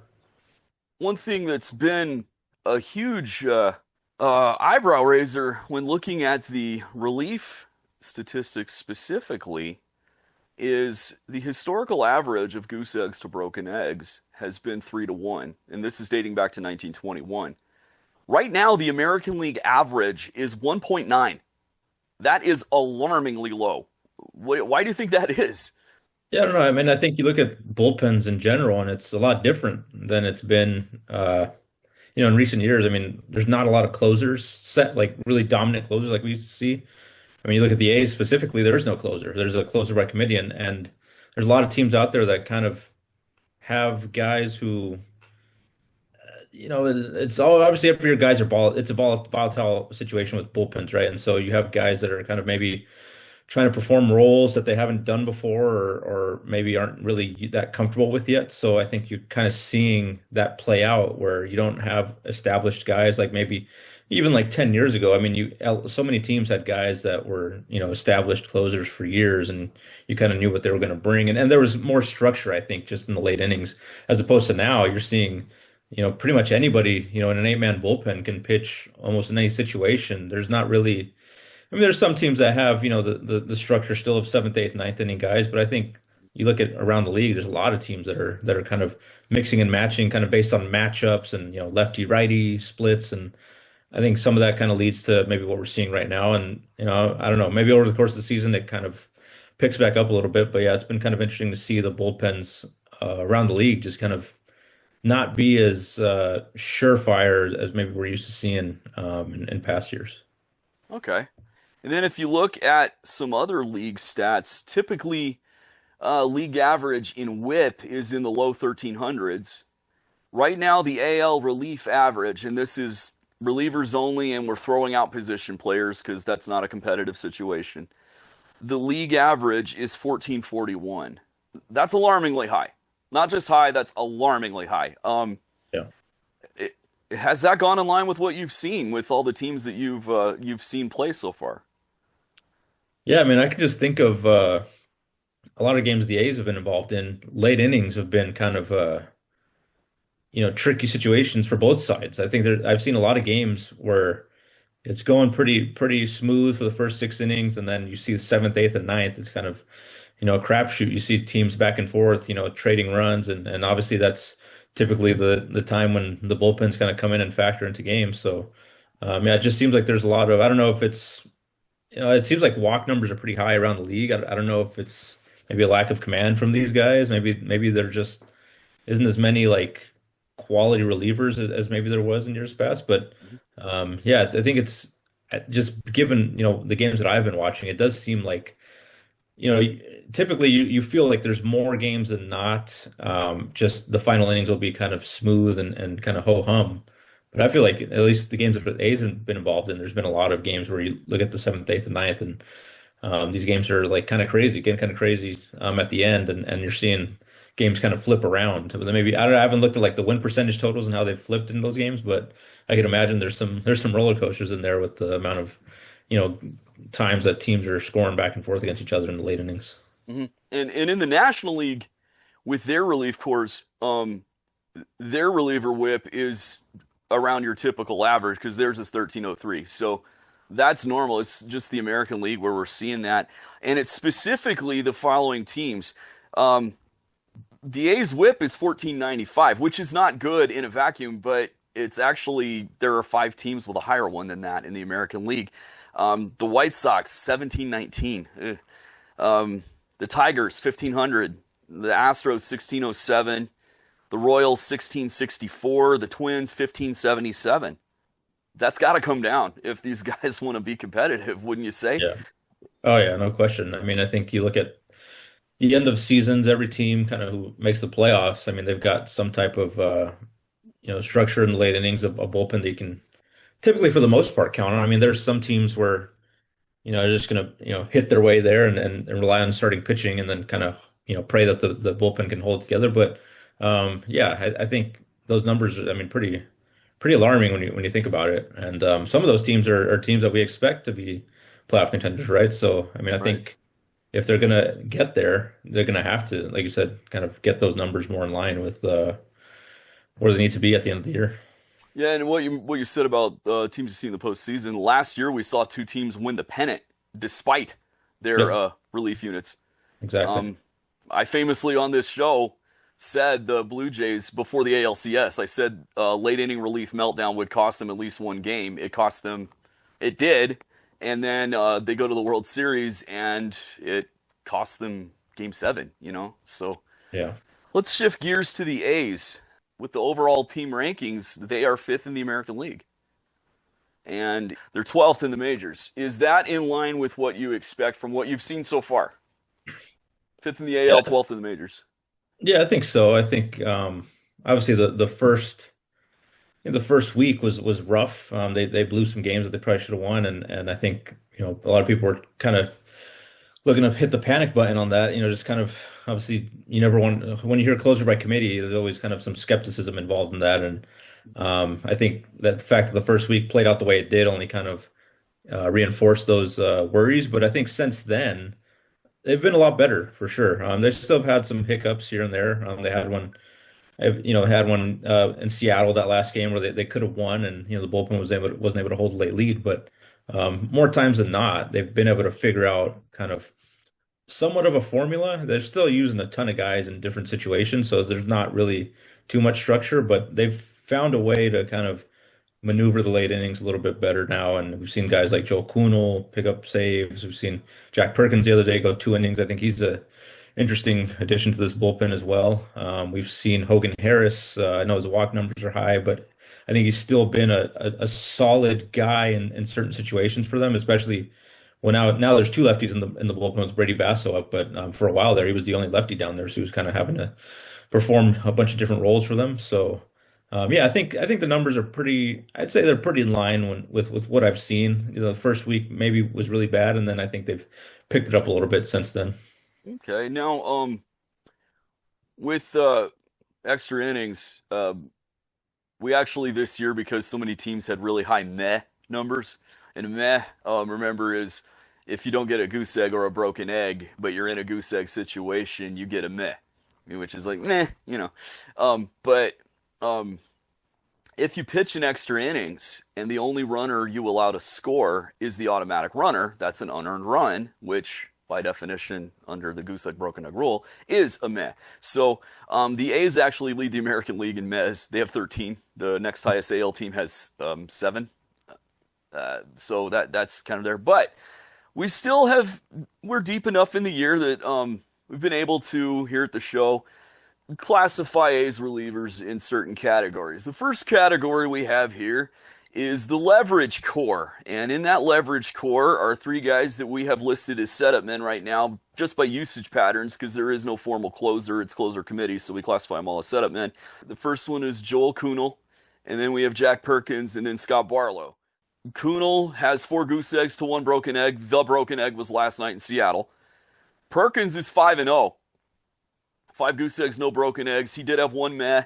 Hogan Harris had 4 goose eggs, no broken eggs, and 5 mehs. That's been kind of the, is more of those. Because if you start an inning and you don't get the third out, but you don't let in any runs, it's a goose egg scenario, it's a mess. So there's that too. But with the leverage core, let's look at that first. Kuhnel, Perkins, and Barlow. What have you seen from those 3 guys specifically that you want to highlight? I think with Kuhnel, I mean, he just throws a lot of strikes, which is this team needs. Like, we've seen the high walk totals with a lot of these guys. So I think it was kind of a breath of fresh air when he came up in New York, Yankee Stadium, and they just saw him pounding the zone. He doesn't have like overpowering stuff. I think his fastball it's pretty, average league wise, but I think the fact that he's got that heavy sinker and he's able to get a lot of ground balls is something that they like. And I think he just goes out there and he's pretty relaxed. I mean, he's kind of got a mindset of just going out there, just throwing strikes and see what happens. He's not afraid of guys, so he's in the zone, which we saw that maybe a little bit to his detriment that last outing in Seattle when he gave up a lot of seeing eye singles. But for the most part, aside from that one outing, he's been pretty reliable, I'd say, in that role. And then Perkins is, I think, a big weapon for them. I mean, that's a guy with a really lively fastball, obviously, and when you coming up as a starter, when you limit his workload over outings, that fastball is going to look even better, which it has. He's another guy who isn't afraid of guys who'll pound the zone, and I think he's the guy out of these 8 men in the bullpen right now that, as far as like closer potential, we could see him maybe eventually kind of assume that closer role for this team. And I think he's got that potential. I think Mark Kotsay feels that as well. So, he's looked really sharp since coming up from AAA. And Barlow's been, he's had a couple of outings where he's looked really bad, but I think overall, I think the A's have liked what they've seen from him. He's kind of a interesting guy, a lot of off-speed stuff. Obviously, he gets a lot of bad swings, and he's been able to come in some tight spots for them at times and get the job done. Like I said, he's had a couple of bad ones, but I think bringing him in has really been huge for this bullpen as a whole. Just to have a veteran guy who has a ton of experience. He's closed games. He's been a setup man. He's pitched for multiple different teams, and I think he's been an asset for this team so far. Yeah, and as far as clubhouse guys, he's one of the funniest people on that team. Yeah. I mean, he's hilarious. And when you consider guys he's been on the teams with in the past, he was a teammate in Kansas City of Ian Kennedy, who's one of the funniest people I've ever met in my life. Not just baseball players, funniest people, period. He's hilarious. And Vinny Pasquantino, who is legendary for his hilarity. So there's that. But back to what you were saying about Perkins, that lively fastball, his strikeout percentage is 29.3%. Most closers are above 25, and his is high 20s. I mean, Mason Miller's breaking the mold. He's over 70, but that's a record. But 29.3 is really good. By comparison, Kuhnel, his is 10%. We may have something there. Yeah, no, it's interesting. With Kuhnel, like, it's not a traditional closer, arsenal by any means, right? Usually, you want a guy who gets a lot of strikeouts. But I think that, like, they've said, like, the fact that he does throw a lot of strikes and gets a lot of ground balls is something that they like about him. So, it is kind of, I think, if you were asking me who would I rather have in the ninth, Perkins or Kuhnel, it's probably Perkins, but Kuhnel's, kind of taken that job and run with it a little bit, so to speak. I mean, they're still going to mix and match guys. I mean, we saw, Kunal one day and Perkins the other day in Seattle. So there's by no means is it like a stabilized situation yet. But I think they have two interesting candidates there who obviously have different stuff, but both can get the job done. At least they've proven that so far that they can get the job done in those situations. And with closers, when you think of your typical since the late 80s type of closer, we tend to forget that a closer's job is to get guys out, not strike guys out. But we're Right. used to seeing so many guys who do strike a lot of guys out that's what we tend to think of. Exactly. Right? Yeah. Just thinking back to A's closers over the years, starting with Eckersley, Yeah. and then I guess we had Isringhausen. He was Isringhausen, another high strikeout guy. Houston Street was a big strikeout guy. Yep. Who are some other guys? Like Trinan. Yeah, I mean, yeah. Mason Traditionally Miller, of over the course, years, too. they've definitely had guys high velo or guys who just strike a lot of guys out. That's kind of been the mold for this team a lot. But yeah, I mean, I think obviously Mason Miller when he was here, so that's kind of been the thing that I think everyone around here has been used to for a long time. But I think the fact that they're trying something different and it's working out so far has been a positive. Yeah. And just in my lifetime, born in 80, started watching in 88, just looking at the league as a whole, probably the best relief unit I can remember for a single season is the 1990 Reds, the Nasty Boys. And those three guys, Norm Charlton, Randy Myers, and Rob Dibble, all of them were strikeout machines. Yeah. And I know they're not a team that a lot of A's fans like to think of since the A's were their sweep victims in the 1990 World Series. But that relief unit was sick. Let's look now at the middle inning group. That would be Luis Medina. And I call him middle inning because that's really based on usage pattern as well as their what their numbers say so far. That's the best place for them is the middle innings. So Luis Medina, Hogan Harris, and Justin Sterner. Those three guys, what have you seen from them? Yeah, Medina's an interesting guy. Obviously, he's coming off Tommy John, and he's been a starter for most of his career. But I think the fact that he's come into some games and kind of, mostly low leverage situations, and the stuff has looked really good. I mean, when you think of, again, we get back on the conversation of like what we think a closer looks like. He's got another guy who got the fastball up to 99, 100, nasty slider as well. His thing obviously is the command. It can get wild at times, which we've seen with some dominant closers sometimes as well. So. But yeah, I think they've kind of eased them back into just playing baseball games after being out for so long. But I think overall it's been pretty encouraging to see him, and I think he's a candidate to, as the season goes along, as he builds up his workload, to maybe find his way into some higher leverage situations if he can keep kind of on that trajectory that he's been on so far this year. Hogan Harris, again, a guy, kind of a Swiss Army knife, kind of using them all over the place. And again, the high walk totals are obviously a red flag, but he's come up big in big spots. Like I said, he's come in against the other team's top lefties and been able to get the job done. I think back to that series or the road trip they had in New York, and there was like 3 games where he came in, and you can point to him as kind of one of the key players of that game, of a victory for what he was able to do against some of the top sluggers in the Yankees lineup or in the Mets lineup. So I think he's been overall a plus for them, just based on how their bullpen's structured right now. And Sterner has been kind of hit or miss at times too. He started off pretty good. He's had a couple of rough ones as well. I think he hasn't pitched in a while recently after he had a bad game against the Rangers here in Sacramento where he was unable to finish off a win. But he's a guy who they like, high spin rate guy. He's got some good stuff. It's just that sometimes in those late inning situations, sometimes it's just, it gets away from guys, and it's happened to him a few times, but I think they still see some potential in him. And we all saw the run that he went on to begin last year when he was pretty dominant before he hit some struggles as well. But, he's a part of this bullpen that, doesn't fit into the late innings right now, but I think they like him kind of following a starter in that 5th, 6th inning and maybe kind of set up with the bridge to the main guys in the back end. Yeah, the number that jumps out on Medina, his whip is 1222. You'll take that every day of the week. Oh yeah, that's very nice. With Harris, the big thing that jumped out for me, for guys that have had a lot of inherited runners, he has done the best job at stranding them. He has inherited 10, and he's only let 2 in. League average is typically in the low 30s. 20%, that's a good percentage. Obviously you want 100, but you're not going to get that. But 20 is good, And then Sterner, the number that jumped out to me, he has in 13 innings, he's given up 16 hits. Yeah. And that's a whip of 16-15, despite an 8.3 walk percentage, which is pretty good. That's concerning. But one thing I've liked with Hogan Harris, despite all that, and despite all the walks, he has 14 relief appearances, 12 were scoreless. Yeah. 85.7%. AL average right now is in the high 60s, which is low because it's typically in the low 70s. Gotta love that, at least, right? Yeah, I mean, at the end of the day, that's what you want, right? I mean, you can obviously you're going to look at the numbers and everything, but I mean, if you're going out there and putting up zeros, I mean, they're going to keep throwing you out there. And so far, like you said, he's been able to do that pretty consistently for them.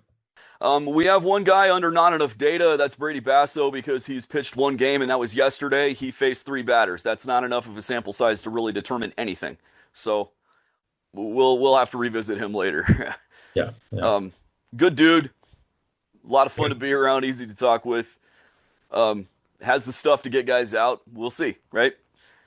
Yeah, another guy who a starter for most of his career, but I think the A's see some potential there to be kind of a lefty specialist type guy in that bullpen. And he had a lot of injuries last year, so he's kind of in a, it wasn't Tommy John like Medina, but kind of in a similar, building back up into, pitching up here again. And I think, I don't know how long he's going to stay up here. They could make another move here, going forward. But if he is up here, I would expect him to come into some maybe lower leverage spots, and maybe, like obviously he could do long relief. He was starting at AAA. So, kind of a guy who they're still trying to figure out where he fits best there. But yeah, like I said, good dude. And it's just nice to see him healthy again after he was dealing with a lot of injuries last year.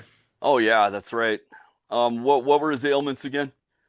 I mean, he had multiple things. I mean, it started like in spring training, and it feels like, he would come back and he would, be rehabbing, and then something else happened. So I don't know what the final thing was for him.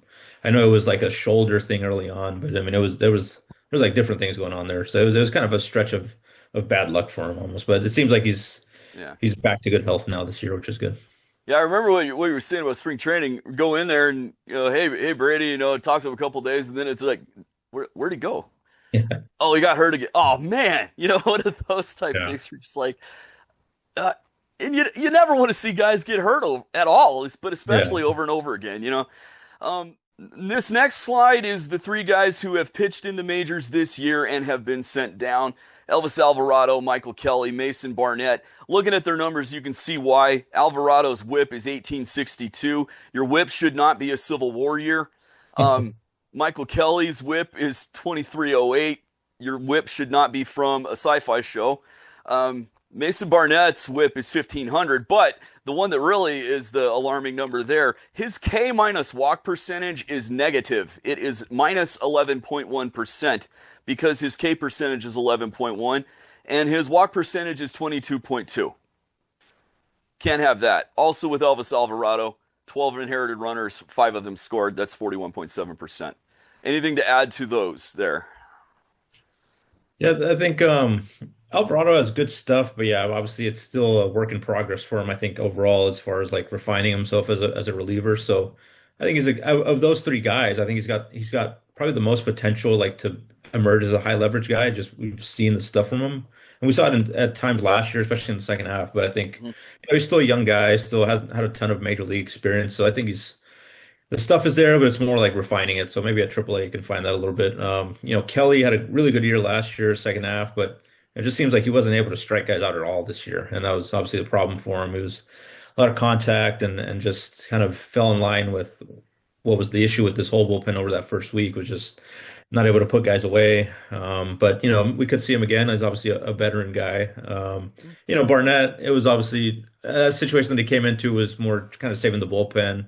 I think he's going back to Vegas to start, which is, what he's used to doing. But, he's got a big arm, but it's just, his time in the big leagues, whether it's been as a starter or reliever, I think he's still he's trying to find himself, as a big league pitcher. So I think it'll be good for him at AAA to kind of keep working on his craft and see if he can figure out a way to put guys away because he's another guy who struggles poke. He's got a good fastball, but it seems like he's unable to miss many bats. A lot of balls in play is at least what it was last year. So still trying to figure out kind of the right mix that works for him. And in fairness to Mason, for this year, he had one appearance and he threw 2 innings. So this is a very small sample size as well. It's just in that small sample size, there was some cause for concern. He's faced a total of 9 batters. So very there. We had another guy who pitched 3 games in relief, 7 innings total, but he's now on the rotation. JT Ginn. What have you seen from JT? I think he's been solid, especially since he moved into the rotation. When he was in the bullpen, I think he was kind of unsure of how they were going to use him. I think they were kind of unsure about how they wanted to use him as well.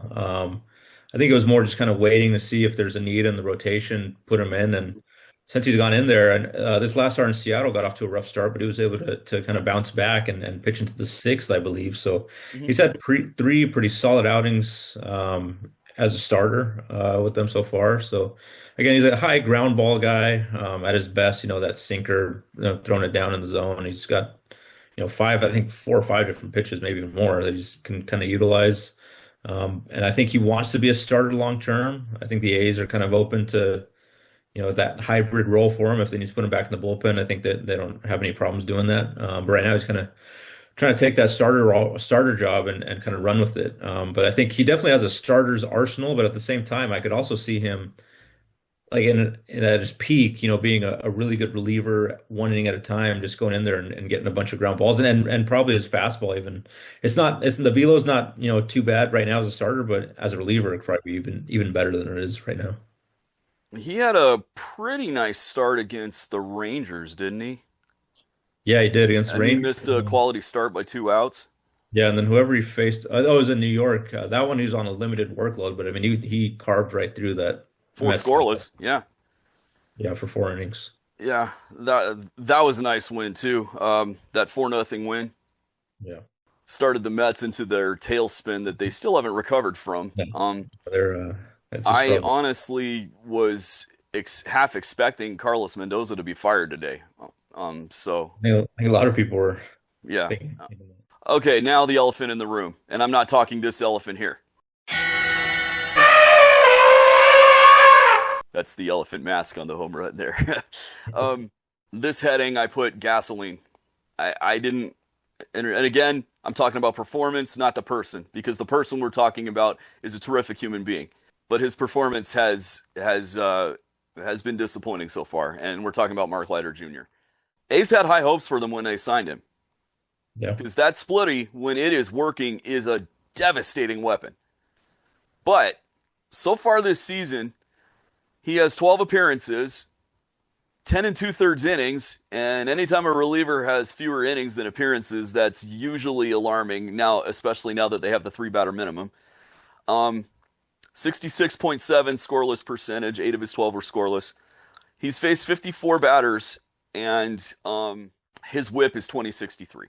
Home run percentage of 3.7%, so he's mostly keeping the ball in the ballpark, but he's let up a lot of extra base hits. All 3 inherited runners that he's had have scored.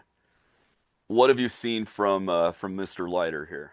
Yeah, I think obviously it's been a tough go for him. They brought him in. I mean, they were obviously, like I said, really high on him. I think he might have been the first free agent signing they had of winter, so they obviously were targeting him. But I think coming into the season, part of why they didn't add a second lefty to the bullpen was because they felt like he could handle lefties well. He's shown that in the past that he could do that. But I think the problem for him is he's been coming in tough situations, obviously high leverage and facing often the other team's top left-handed hitters. And if your stuff isn't on point against those guys and you're a righty, there's a good chance they're going to take advantage of you. And that's kind of been the problem for him. A lot of balls. I haven't looked too much at location-wise, but it seems like there's been obviously a lot of balls left in the zone that they're able to tag, and a lot of hard contact. So I think there's still a belief in there that he can be a quality reliever for them. But it's been tough for him to kind of settle in to the role that they probably envisioned for him going into the season. And as you've seen, they've kind of gone to different guys, you know, in the late innings here recently. And yeah, I think there's still time for him to turn things around. But yeah, I think it's just kind of the matter of, you know, they expected him to be really effective against lefties like he's been in the past, but it just hasn't been the case for him. He's coming against lefties a lot and hasn't really been able to recapture that success that maybe he's shown in the past. His K percentage is 20.4, which is fine. Walk percentage is 7.4, which is also fine. K minus walk is 13.0, which is also fine.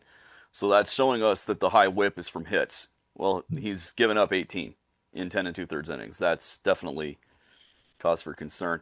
And as far as a guy who depends on pitches that dive like a splitter or a sinker, during my year covering the Rockies, I was talking with, I think it was Ryan Spilborghs I was talking to about this. It was one of those guys, about sinker ballers and how you want that in Colorado with their, you know, thin air and their huge yard. He said, yes, but the problem is if a sinker baller leaves one up, it goes a long way. We've seen that. So his home run rate is higher than the league average for AL relievers, but it's not alarmingly bad. His problem isn't home runs. His problem is home runs with guys on base. What do you think is the path forward for him? Have they said anything about what they think can fix this or anything like that? I haven't heard anything specifically. I mean, I think, you know, he's a guy with a track record. Obviously, he's been in, you know, in the game a while and, you know, big markets, you know, pitched in the postseason. So I think, you know, but a lot of it is just on him. You know, he knows kind of how he feels at his best. And I think he's going to, I mean, the pitching coaches will work with him, obviously, but I think he's kind of one of those guys who's been in the league so long where I think he can kind of self-diagnose and kind of figure out, you know, how to get back to his best. And, you know, again, I don't think there's any, you know, danger of him, like, you know, losing, you know, a role on this team yet, but obviously results are big, and he's going to have to, you know, he's going to have to perform better going forward, you know, here if they want to be a playoff team that they want to be, and you know, they're counting on him to be one of their better relievers. So I think there's a hope on there, and that things will get better here going forward. Okay, and for the fans who are wondering why they haven't sent him down, I know why, but can you go ahead and say out loud why they haven't? They really can't, right? Right. Yeah. I mean, this is a guy. It's not like you know, it's one thing when you're a guy, mostly, you know, minor league guy and coming up for a while. This is an established guy, a guy who they put a lot of trust in, and obviously, you know, you're not going to send a guy like this down. You know, it's more, you know, he's not for one. He's probably not going to benefit much from being down there in AAA. It's like I said, he's been in the game for so long. You know, he's going to be the one who's going to get himself out of it. Probably, it's not going to be, you know, hearing different voices and trying to, you know, fix them. It's gonna be on him to kind of fix things up here. Right, and he's been in the league long enough that if he is optioned, he can reject the option and elect free agency, correct? Exactly, yeah. Okay, and then this is also a guy, typically with a guy like this, you don't want to DFA him until you've exhausted all options, for the simple fact that if he goes somewhere else and turns it around, now you're paying another team to use a guy to beat you, right? Yeah, exactly. Yeah. With a guy like this, again, with a track record like that, you're going to give him a longer leash than you know, say, you know, Elvis Alvarado, for example. We talked about earlier. He's a guy who hasn't had a ton of experience up here and obviously still learning his craft. A guy like Leiter, he obviously has a track record of success, and you give those guys a little bit more time to figure it out in that bullpen. Okay. Well, anything else you want to bring up here? No, not really. I mean, it's been interesting. I mean, from a A standpoint, yeah, with the bullpen, obviously that was a big question mark going into it, and I don't know that we have all the answers yet. I don't know if it's, you know, a complete, you know, structure there now, but it seems like they're getting to at least closer to defining roles in there a little bit more. We're starting to see more guys kind of utilized in certain spots, and over the course of the year, it'll still play itself out. But I think based on kind of the concerns that they had going in, I think there's been some resolution there, positive resolution, that, you know, some of these guys can get the job done even without having necessarily a set closer in the ninth. And I think at some point maybe we will see, a guy, whether it's Perkins or if Kuno can keep taking this torch and running with it. I think we'll see one of those guys settle into that closer role at some point, and you kind of expect him to come into the ninth inning or whenever there's a big spot late in the game, that they kind of have one or two guys that they can count on, and go to in those situations. All right, well, Martin, like I said, one more time on the show, you'll be a friend of the show, so you got to come back before long, right?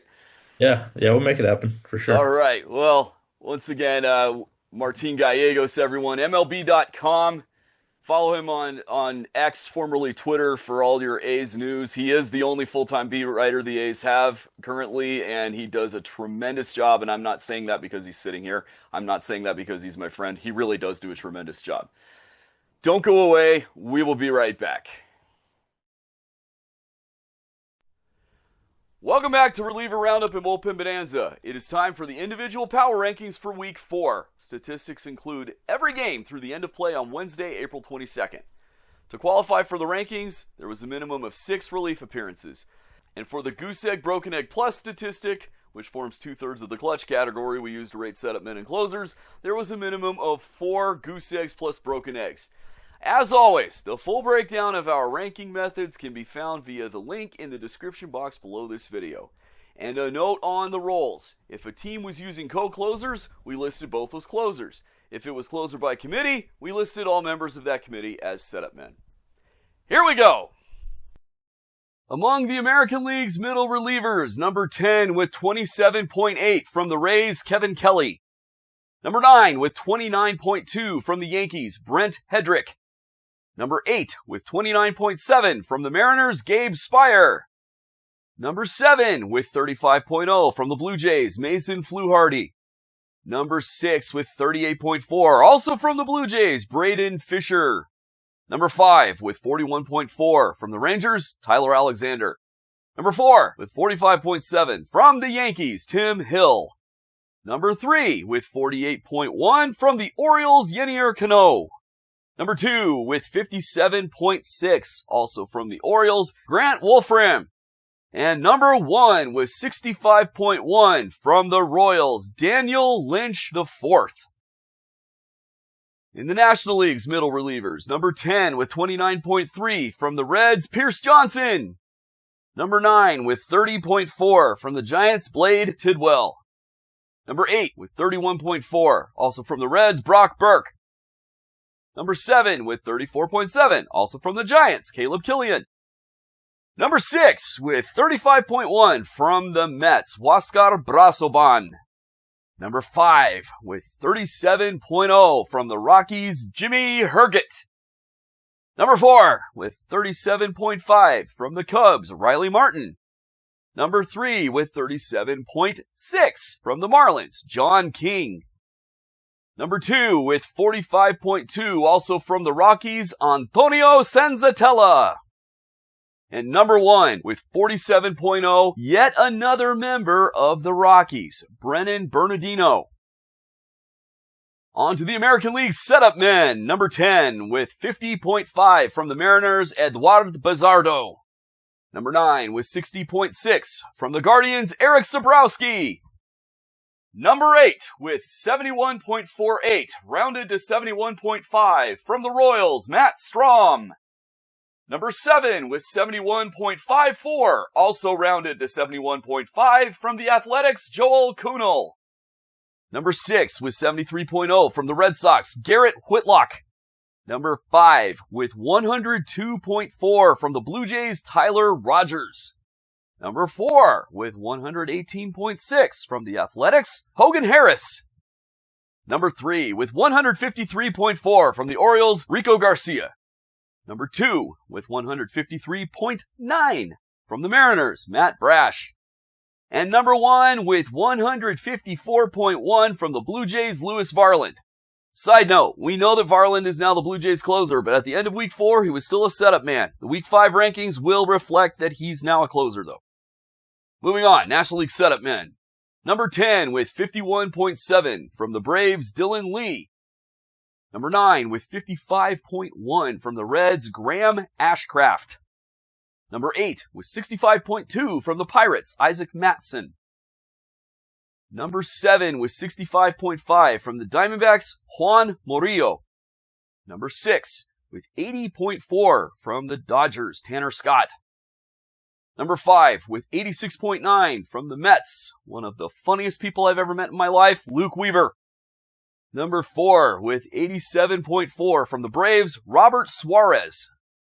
Number 3 with 99.3 from the Cardinals, Jojo Romero. Number 2 with 110.8 from the Dodgers, Alex Vesia. And number 1 with 124.4 from the Reds, Tony Santillan. The American League closers, number 5 with 45.7 from the Red Sox, Aroldis Chapman. Notice number 5 is 45.7. That's what we were talking about. Remember what Martin and I were talking about? American League closers? Yeah. 45.7 got you 5th place. That's not good. Number 4 with 48.7 from the Royals, Lucas Erceg. Number 3 with 51.2 from the Astros, Enyel de los Santos. Number 2 with numbers we're used to seeing from closers, 108.7 from the Orioles, Ryan Helsley. And number 1 with 110.7 from the Rangers, Jacob Junis. On to the National League closers. Number 5 with 76.6 from the Cubs, Caleb Thielbar. Number 4 with 82.0 from the Pirates, Dennis Santana. Number 3 with 102.9, the other head of the two-headed monster from the Pirates, Gregory Soto. Number 2 with 126.4 from the Padres, Mason Miller. And that's because Riley O'Brien had so many goose eggs. Mason Miller didn't have all that many because the Padres were ahead by too much a lot of the time. And number 1 with 148.7 from the Cardinals, Riley O'Brien. That concludes this installment of Reliever Roundup and Bullpen Bonanza from Sport Relay. Join us next time for the March and April Relief Pitching Awards. I'm Evan Thompson. Thanks for watching, and we will see you then. Thank you for watching this episode. If you enjoyed it, please give it a like. Click subscribe so you'll never miss an episode of this show or of our other show, Trade Trees. Tell your friends and baseball contacts. If you haven't done so yet, consider buying my books, A Complete History of the Major League Baseball Playoffs, Volume 1 and Volume 2. There are links in the description box below this video.